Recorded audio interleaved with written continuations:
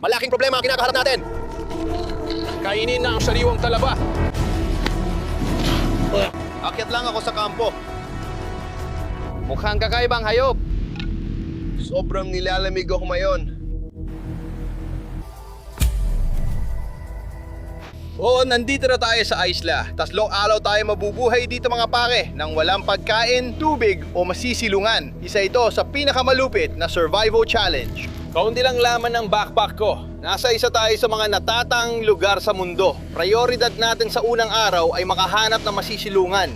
Ipakikita ko sa inyo kung anong laman ng backpack ko at aalamin natin kung paano tayo mabubuhay sa susunod na 3 araw. Medyo kinakabahan talaga ako ngayon. Sige, simulan na natin mag-explore ha. Tara na! Gusto ko pumunta sa magandang pwesto para makita kung saan pwede magtayo ng masisilungan at ilabas ang gamit sa backpack. Tapos, maghahanap tayo ng pagkain, tubig at iba pa kailangan. Woo! Wow, umaakyat na ang tubig pare. Ito na lang natitirang dalampasigan. Hindi sapat para magtayo ng masisilungan. Kailangan nating bumalik sa bato at humanap ng mas maluwag na dalampasigan. Yan ang hanap ko. May natural na istruktura ba dito? Naghahanap din ako ng patag na buhangin na pwede nating higaan ngayong gabi. Magandang lugar ito para gawin nating pansamantalang tahanan. Sa tingin ko, dito mismo ay magandang lugar para sa atin mga pare. Ipakikita ko sa inyo kung anong gamit natin para mabuhay sa isla ng 3 araw. Una, may drone tayo. Hindi makakatulong ang mga GoPro natin, pero may astig tayong gamit, ang itak. Ito talaga ang tutulong sa atin sa mga susunod na araw, sana. Pampukpok ng niyog, pwede rin gamitin sa paglilinis ng nahuling hayop at paggawa ng silungan. May mask din tayo dito. Sana makatulong ito makita sa ilalim ng tubig. May sibat din tayo, tinan mong sandatang ito. Sana mamaya makalamoy tayo mula sa isla at makahuli ng isda sa mga susunod na araw. Di natin alam kung anong mahuhuli. Isda, lobster, igat. May bakalag batong pingkian din tayo. Sana makapagpaapoy tayo. At syempre mga tol, ang huling gamit natin, ang Signature Jungle Juice Quick Revive. Ito lang ang dadali natin. Pag naubos na ang iron, iinumin natin to. At para mabubuhay ulit tayo, wala nang natira sa backpack. Basic lang talaga ang meron tayo dito sa isla. Isa to sa pinaka walang kwentang challenge na gagawin ko. Kailangan natin humanap na matutuluyan na yung unang araw. Hindi talaga ako papayag na matulog lang sa bukas na dalampasigan dito sa loob ng 3 araw. Ano bang nangyari ngayon? Kita nyo naman, umaagos lahat ng tubig dito at tinatangay lahat ng kung ano-anong bagay sa dalampasigan. At tama, may mga bagay dito na parang ginto para sa atin na pwede natin magamit. Tingnan natin kung ano ang mga pwedeng mapulot na inano dito sa paligid. Sige, tingnan mo to. Pwede natin gamitin to pantali ng istruktura o iba pa. Mamaya, siguradong kapaki-pakinabang. May niyog tayo. Benito talaga ako pagkagising bukas. Luto na to, di na magagamit. Pero kung may niyog tayo, ayos. Tingnan mo, balat na alimango yan. Magandang senyales. Baka makahanap ako ng ilan sa mga to mamaya para may makain. Ano yon? Isa na naman bulok at sira ng niyog. Heto, may nahanap ako maganda. Di ba? Nakakuha tayo ng maraming lubid. Puputulin ko ang ilan para magamit sa paggawa ng silungan mamaya.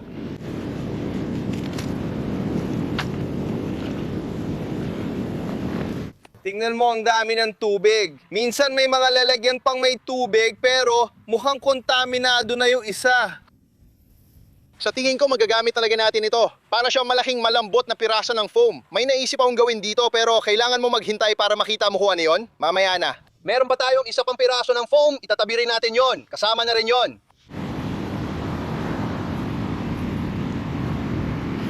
Nagbibiro ka ba? Tingnan mo yan, para maliit na upuan o pwede pa natin paglutuan para maliit na mesa, para magpileting. Sigurado magagamit natin yan para sa kung anuman. Ilalagay natin ito sa backpack. Tingnan mo to. May cone tayo para sa buhok mo, baby. Ang maganda, wala akong kailangan mapabilib, kaya di ko na itatago. May mga Air Jordans pa dito. Wow, lahat sila bulok na. Isang problema ngayon, sobra tayong pinagpapawisan. Nawawalan tayo ng maraming mahalagang likido. Mga pare, wala pa akong nakikita mapagkukunan ng tubig o kahit mga nyog na inanod dito. Hindi maganda ang sitwasyon. Nyog, darada, ay nako, sige. Wala akong nakikitang matinong nyog na inanod dito sa tabing dagat. Hindi rin masyadong maraming kalak dito, mas marami sa kabila. Mga 2 o 3 oras pa bago lumubog ang araw. Hanap tayo ng masisilungan, pare. Balik na tayo sa kampo.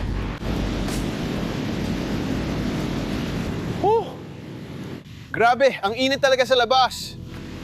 Grabe naman!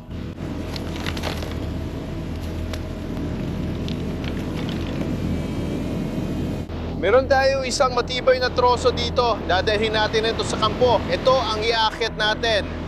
Sabihin na lang natin na hindi sila magaan. Maghuhukay ako ng maliit na butas dito.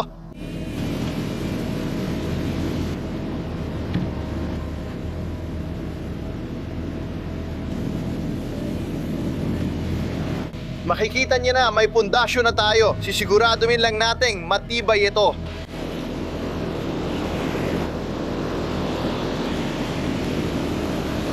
Sige, naitali na natin. Iakla lang natin ito ng kaunti pa.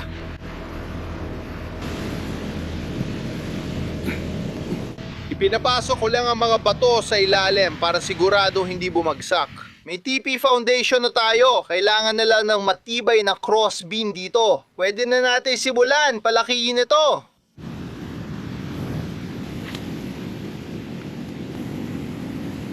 Marito na ang base ng silungan natin. Nagsisimula na itong mabuo. Tingnan mo, matibay na at hindi nagagalaw. Ang kailangan natin gawin ngayon ay simulan ng ilagay ang lahat ng mga piraso ng kahoy na yan mula sa tabing dagat sa ibabaw ng crossbeam. Unti-unti natin mabubuo ito at may buhangin na ako sa lahat ng parte ng katawan ko.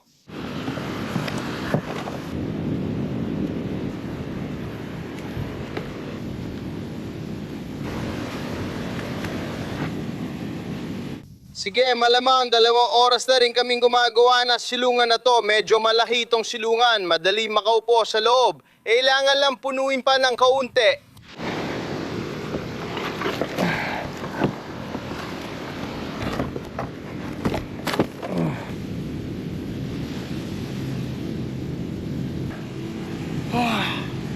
Para tingnan mo kung gaano kadanda to. Kumusta ang tanawin mula sa silungan natin? Hindi naman masama.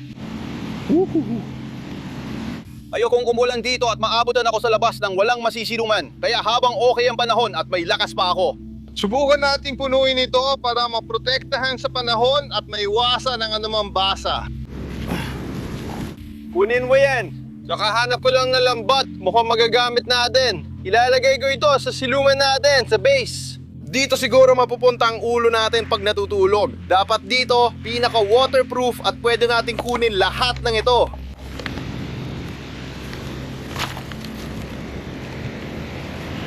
Gumagana talaga siya ng maayos. Ilalagay natin ito sa loob kung saan tayo titira at magsisilbi itong parang maliit na kutsyon para sa atin. Ito na ang magiging tahanan natin sa mga susunod na gabi. Maganda naman, dubos na, may lilim, ayos din. Hindi ko lang alam kung gaano kalamig ang magiging panahon sa mga susunod na gabi. Pwedeng gawing kumot ang banig na ito. Kung uulan, maaari natin itong mabilis na tapalan. Maglakad pa tayo, pero kailangan ko munang magpahinga. Wala na say ubusin ko ang lakas ko dito, pero wala na rin ako lakas. Pagod na ako. Nakapagtaya tayo ng siluman, ngayon gusto ko makahanap ng mainom bago sumapit ang hapon mga pare. Malapit na lumubog ang araw, kaya tara, hanap tayong maiinom. Tuyot na ako matapos magtayo ng silungan. Tara, maghanap tayo ng niyog. Tingnan niyo ito mga pare, parang lumang bote ng tubig to. Hindi ko alam kung gaano na to katagal dito, pero gusto ko subukan. Kita niyo yung amag na tumutubo sa takem. Pati mga barnacle na nagsisimula ng tumubo. Tara na.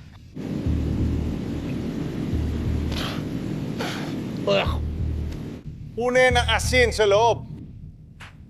Hindi natin pwedeng inumin yan. Naku, lalo lang tayo magkakasakit at mawawalan ng tubig sa katawan. Tara, tuloy na tayo. Niyog. Wala talagang kahit ano dito, parang patay na lahat. Tingnan niyo yung mga lumang niyog. Ay grabe, akala ko may nakuha tayo sa mga tol. Ay nako. Malaki problema to. Wala tayong mahanap na likido dito. Hindi ko na kaya maglakad pa. Masasayang ang lakas natin. Mas mabuting bumalik na lang tayo sa kampo at mag-isip ng ibang paraan makakuha ng tubig. Hindi ko alam paano natin ito gagawin. Nako, yari tayo ngayon. Lumakas ang hangin. Di ko alam kung gaano kalamig mamaya, pero malaking ginhawa na rin dito sa isla kung walang hangin na tumatama. Gusto ko subukang magsindi ng apoy bago hapon at maghanap ng pagkain, pero tubig ang pinakaunang kailangan. Kukunin ko muna ang backpack natin ngayon at gusto ko magsimulang mag-explore pa ng kaunti. May nakita akong halaman kanina na sa tingin ko magagamit natin. Ito ang hinahanap natin dito. Tingnan mo, itong mga ito. Ito! Tama ito! Isa ito sa pinakamagandang pangpaapoy, magaan at madaling magliyab sa spark. Kaya pupunuin natin ang backpack natin ito.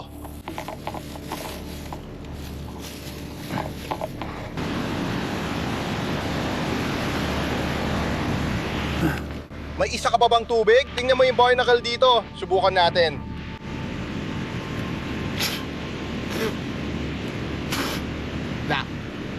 Asin yan. Sana hindi ako magkasakit sa mga susunod na araw.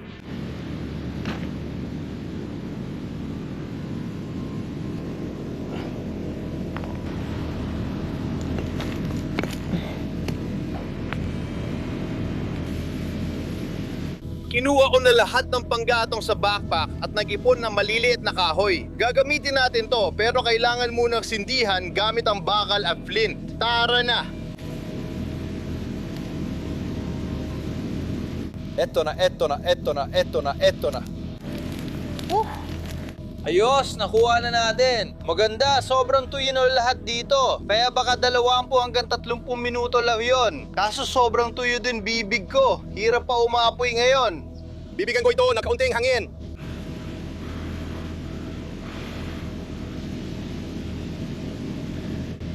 Tara na! Sina! Nako, sinusunog na ang GoPro. Uy, muntik na kayong masunog. Grabe, bigla nga lang sumiklab yun. Hindi natin pwedeng hayaan mamatay ang apoy. Muntik na nating mawala yon. Kailangan nating siguraduhin na may panggatong pa ito. Ito ang mapapainit sa akin ngayong gabi. Oo.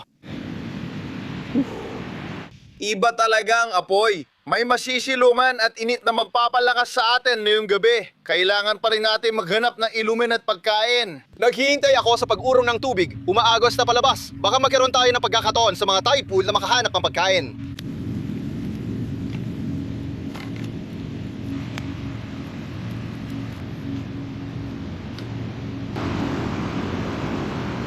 Lalabas muna kami ng kampo para maghanap ng pagkain sa tide pool at tingnan kung may mahahanap kaming makakain. Naghahanap ako ng kahit anong makita ko ngayon. Mga suso, bulate, kahit ano. Kukunin ko lahat.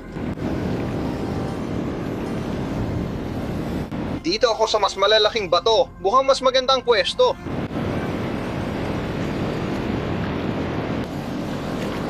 Dito sa paligid ng batong ito. Yan ay turpid shell na may maliit na suso sa loob. Pwede tayo manggolekta nito. Oo, tingnan mo. Ang dami nating nakuha. May nakita ako ilang talaba. Papaluin ko silang lahat. Kita mo yung talaba? Kainin na natin yan. Kung sana 5 beses ang laki nito. Sige, maghanap pa tayo.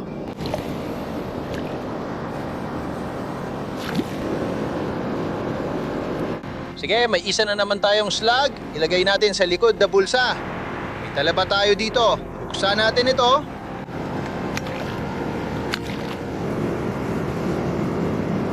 Sariwang talaba. Kainin na natin ito. Karamihan ay shell lang pero ayos na rin. Para tayo naghahanap buhay dito. Kinukuha ko na lahat na makita ko. May ilang suso tayo, ilang talaba na sobrang malutong. Konti na lang ang oras bago lumubog ang araw. Kaya siguro dapat na tayong bumalik bukas. May nakuha rin tayong maganda. Hindi talaga ako papayag na puro suso lang ang kainin ko sa hamon na to. Hindi mo yayari yon. Uy, tingnan mo to. Ang astig nito, pare. Dadalhin natin to pabalik sa kampo. Ihain natin ang mga suso sa maganda nilang shell. Sweet home, baby! Ang ganda at init nito. Meron tayong isang dakot na mga suso dito. Ilalagay natin to sa apoy. Iihawin lang natin sila sa baga at yan ang magiging pagkain natin sa unang araw. Diretso sa baga. Hayaan na lang natin sila. Suso ang hapunan bukas, pero kailangan natin ng mas masarap. Hindi ko kakayanin kung suso lang ulit sa 3 araw. Hindi talaga pwede yun, pare. Ang hirap ng araw na to. Unang-una, suso ang hapunan, walang inumin. Pero kahit papano, may maayos-ayos na tayong siluman na yon. Pwede ko sanang gamitin ang mabilisang pagbangon, pero dapat ko sigurong tipirin dahil hindi ko alam ang mangyayari. Kung maaamoy mo lang ang mga suso na to, hindi talaga sila amoy, tama? Tingnan mo yan, literal na bumubula. Hindi tama yan.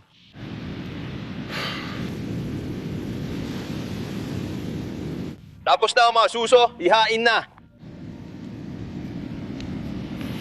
Nakapasok na tayo doon?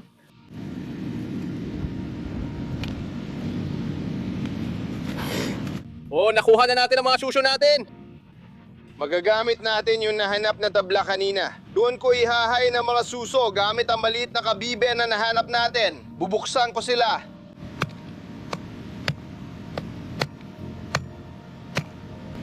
Isang suso. Nakuha natin siya, 3 suso. Nawala ko lang isa sa apoy. Sinubukan ko hipan, pero napunta sa buhangin. Tinatanggap ko na lang na may buhangin na kakainin ko. May mga suso tayo para sa hapunan. Kainin na natin.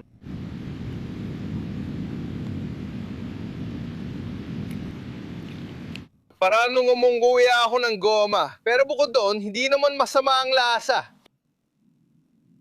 Siguro dahil gutom na talaga ako.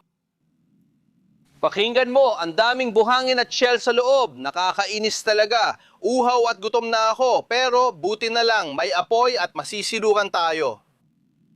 Sana hindi ako lamigin buong gabi, makatulog ng maayos, at bukas ulit para sa ikalawang araw. Hindi ko na alam kung hanggang kailan kami tatagal ng walang inumin. Nahihilo na ako at parang lutang na ako. Bukas, itong una naming gagawin. Kailangan namin makahanap ng inumin at kailangan din namin manghuli para makakuha ng mas maayos na pagkain. Sa ngayon, matibay ang aming silungan, may maganda kaming apoy na magtatagal buong gabi. Panatilihin itong mainit, sana hindi ako lapitan ng mga lamok. Ito ang pagkain ko ngayong gabi. Makikita ko kayo bukas na maaga, ikalawang araw. Sana makapagpahinga ako.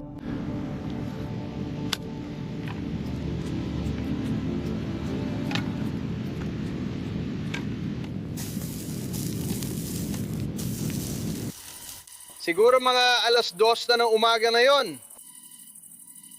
Hindi ako masyadong nakakatulog pero sobrang bumaba ang temperatura. Sobrang nilalamig ako ngayon.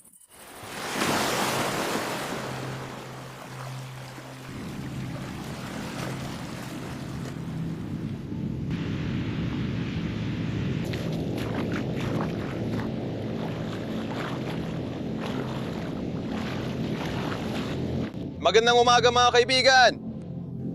May buhangin ako sa bawat singit ng katawan ko. Mahabang gabi yun mga kaibigan. Paikot-ikot ako sa pagtulog dahil sa lamig kagabi. Mabuti na lang, walang lamok, kaya nakatulog din ako kahit paano. Pero may umaga, nagising ako na sobrang dehydrated, parang wala nang lihido sa katawan ko. Para kung tuyot na pasas na yon. Kaya may ilang layunin tayo para sa araw na to. Una, Kailangan natin mag-ikot sa baybayin na to at tingnan kung makakahanap tayo ng kahit anong likido. Lalaguin din natin ang dagat mula sa tabing dagat na yon para subukan makakuha ng pagkain. Pero una, kailangan ko munang uminom. Kagabi, nagkaroon ng mataas na high tide na nagdala ng maraming debris mula sa dagat. Kung pupunta tayo sa direksyong ito at mag-explore, baka makahanap tayo ng tubig o anumang inanot sa baybayin tulad ng niyog, bote ng tubig o ibang likido. Kukunin natin ang makikita natin. Makikita mong matibay ang tinirhan natin. Tingnan mo ang dami ng buhangin sa bandi ko dahil sa pag-ikot ko habang natutulog. Sa totoo lang, hindi komportable matulog sa buhangin. Kukunin namin ang aming itak, iiwan muna namin siya sa kampo, kaya pa naman niya. O, tingnan mo ito, may mga bago tayong bote ng inumin, tingnan mo yan. Ay, hindi maganda yan. Ano laman yan? Ito ba? Hindi. Tingnan mo yan, may konting tubig. Tingnan mo yan. Tingnan mo kung gaano kaputi ang tubig na yan. Oh, tingnan mo, bumubula pa. Kung inumin ko yan, sigurado magkakasakit ako. Tol, at pwede pang mapahama. Eto, tingnan mo.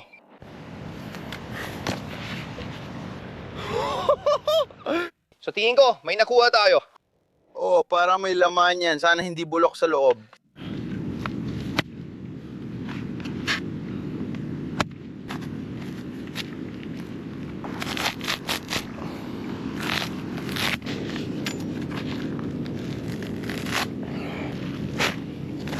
Nakuha na natin ang buko, bubuksan ko na lang, nabiyak na natin. Kakahanap ko lang ng buteng tubig na sobrang init, puno ng asin, tubig at dumi. Gagawin ko lang, pupunasan yung takeb. Ganito lang, alisin natin yan.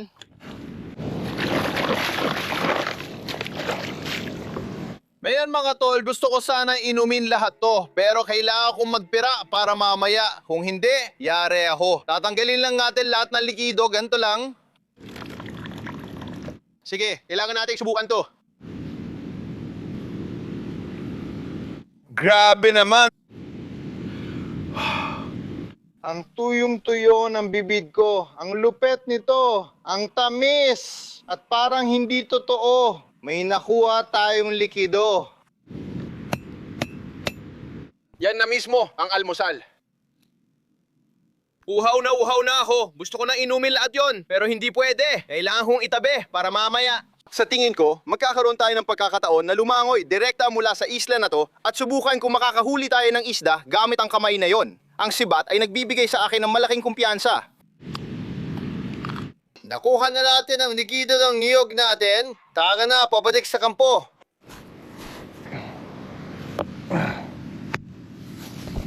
Mga tol, umiinom ako ng niyog kanina, pero naubos na. Panahon na siguro para gamitin natin ang sikreto nating sandata, ang Jungle Juice Quick Revive. Kapag ininom ko to, para mabubuhay ako. Sana bigyan tayo nito ng lakas para makalabas at makahuli ng hayop. Inumin na natin to. Hurrah!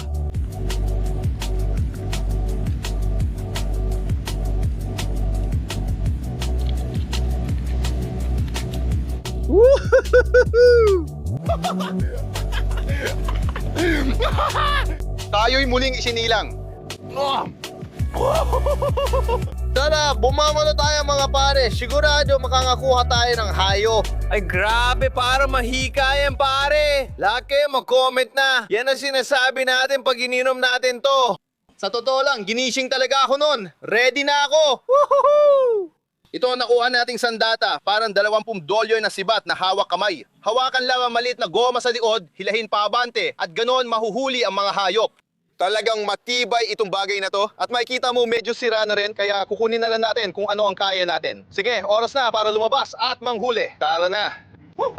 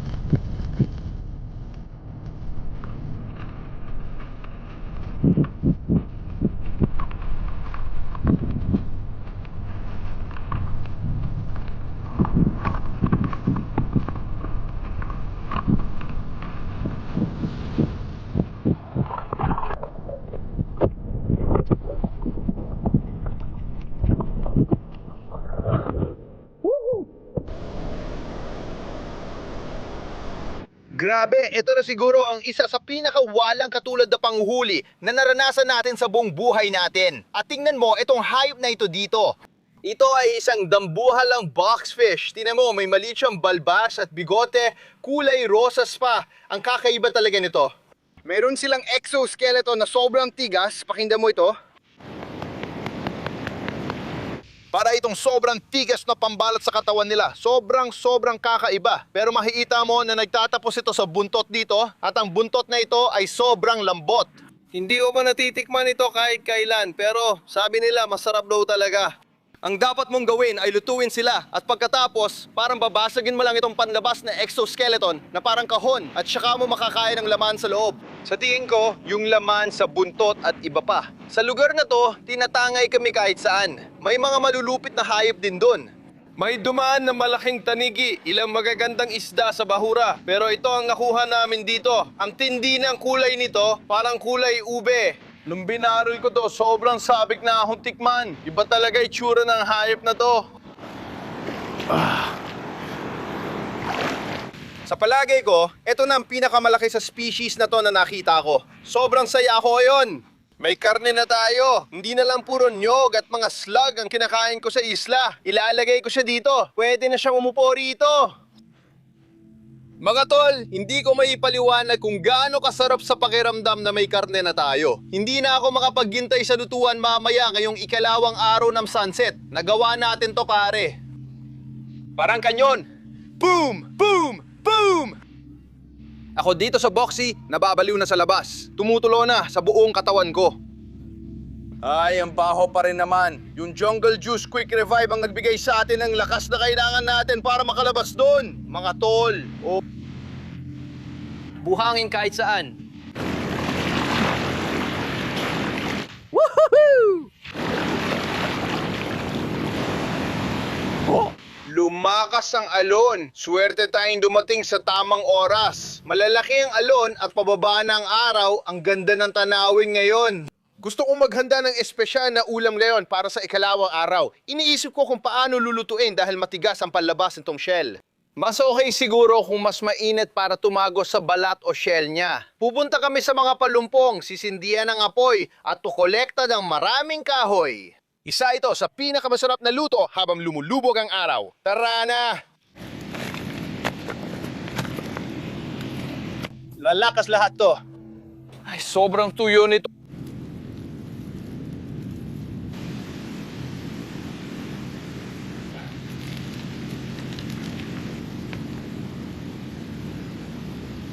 Ayos lahat, umihip ng hangin na yon. Mga pare, grabe, wild talaga ang karanasan nito mga araw na to. Nag-iikot ako sa dalampasigan para maghanap ng gamit sa pagluluto. Parang pwede to magamit.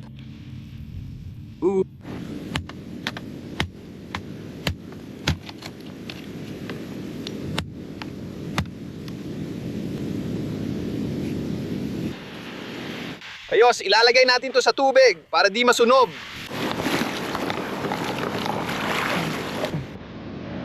Sasara natin to.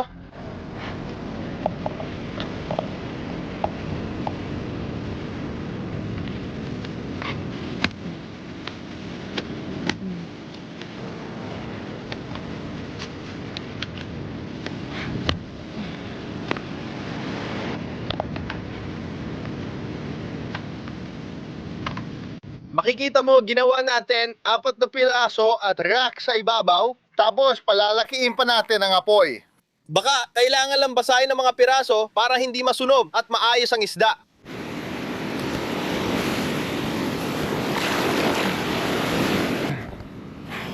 Ilagay mo ito sa ibabaw.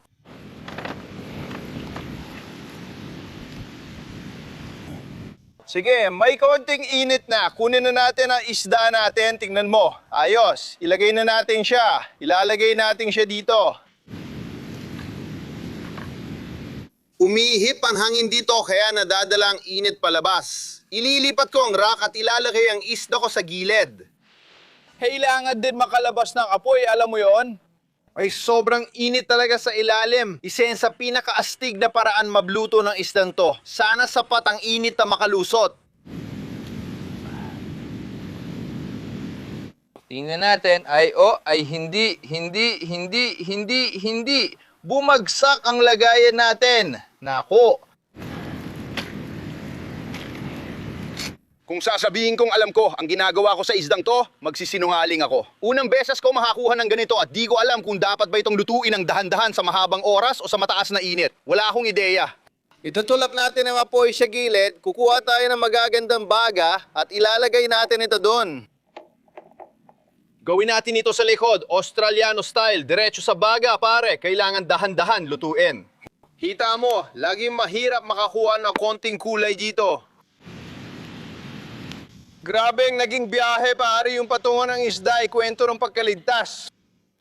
Minsan hindi talaga umaya ng mga bagay, pero kailangan mo lang mag-improvise at mag-adapt.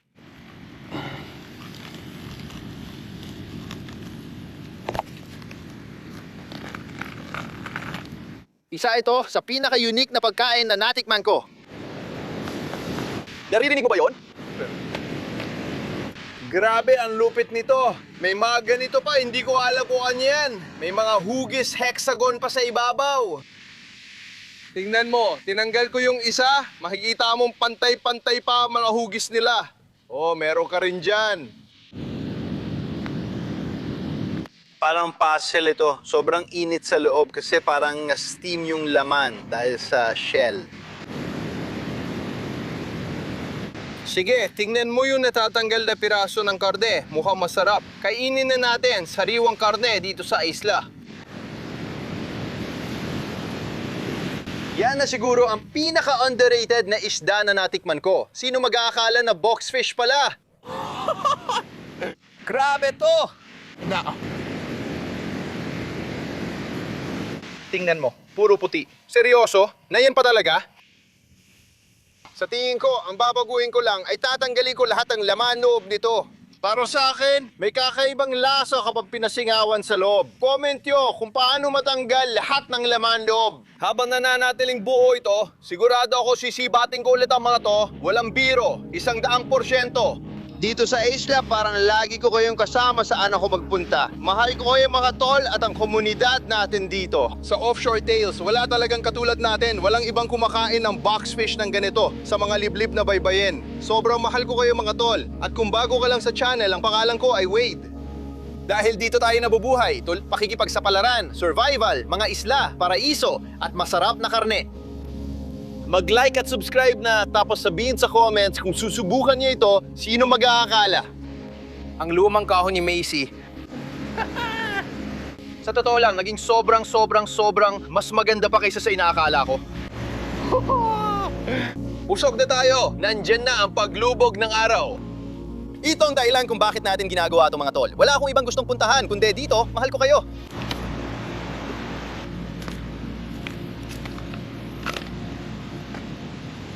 Kaunting niyog para panghimagas. Kapakipakinabang ang mesa na to. Ay, walang buhangin dyan. sariwang niyog panghimagas. Tingnan mo doon. Hindi masama. Woohoo!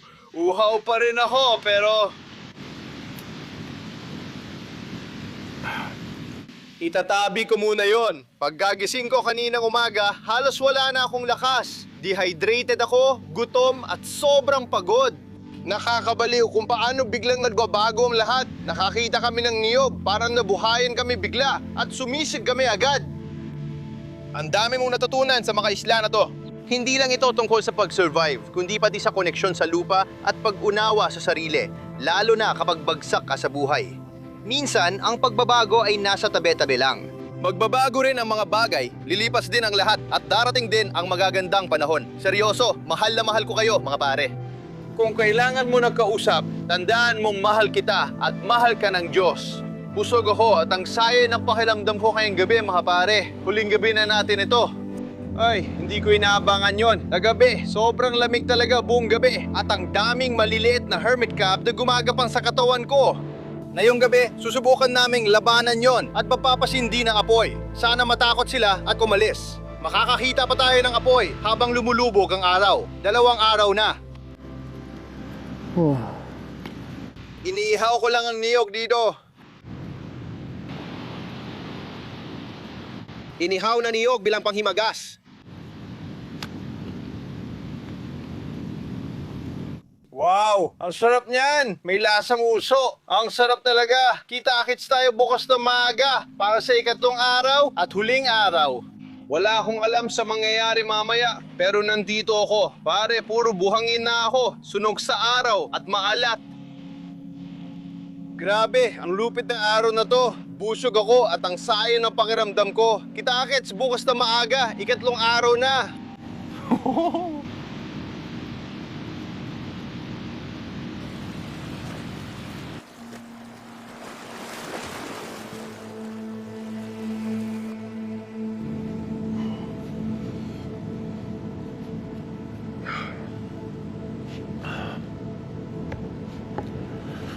Magandang umaga mga tol! At may sikat na araw na tayo sa ikatlong araw. Astig! Di ako makapaniwala. Ang sarap sa pakiramdam ng araw. Grabe, sobrang lamig talaga kagabi sa kalagitnaan ng gabi. Ang sarap ng araw. Grabe, puro buhangin na ako. Ang galing ng siluan na to, pero panahon na para tapusin. 3 araw na ako dito sa islang ito, sa silumang ito. Kung nagustuhan nyo, suportahan, like at subscribe. Kita-kits sa next adventure. Marami pang videos dito. Chee-hoo!